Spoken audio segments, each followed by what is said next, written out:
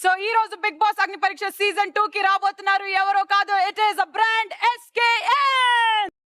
What is sudden surprise?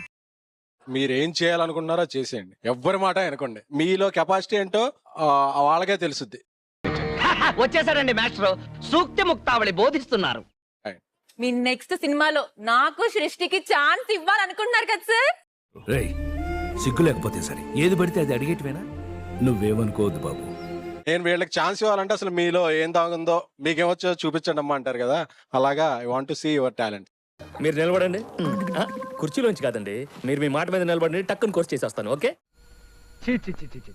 ఒక్కడికి discipline లేదు, అన్నిటికీ కుమ్ముకు చావడమే. ఈ దేశాన్ని బాగు చేయడం నా వల్ల కాదు.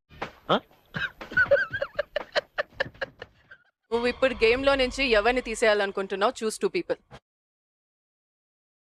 ఓకే, నువ్వు ఎట్లా చెప్తే అట్లా. ఐ డోంట్ థింక్ తను లీడ్ చేసే పొజిషన్ లో తను గేమ్ ని నడిపించగలనైతే నా ఫీలింగ్ కాదు. So Raj Kumar Reddy is the first person. ఒక మేనేజ్మెంట్, ఒక నిర్వహణ నైపుణ్యం అది నీలో కొంచెం కూడా లేదు బావా.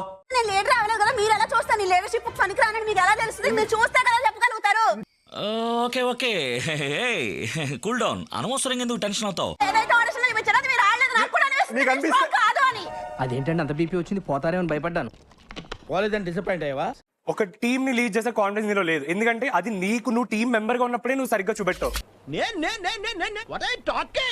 అయిపోయిందా? యా, ఫస్ట్ నువ్వు నా లీడర్ క్వాలిటీస్ నువ్వు చూసావా? ఫస్ట్ లీడర్షిప్ చేసే మెచ్యూరిటీ నీకు లేదు. సార్, మీకు బ్రెయిన్ లేదనే విషయం వాడికట్ట తెలిసింది సార్.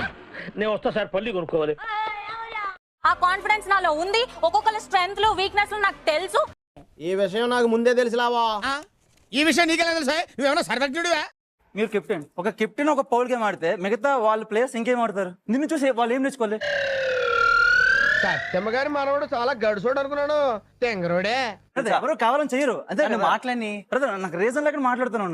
నువ్వు మాట్లాడేసావు కదా, నన్ను మాట్లాడి మాట్లాడమేంట్రా?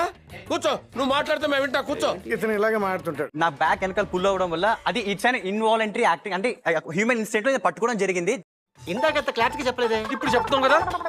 ఇంకొకటి ఇంటెన్షనల్ గా చేయడం ఒకటి. ఆ రెండు డిఫరెన్స్ అయితే నీకు తెలుసా? అని అంత మెచ్యూరిటీ ఉందని నేను అనుకుంటున్నా.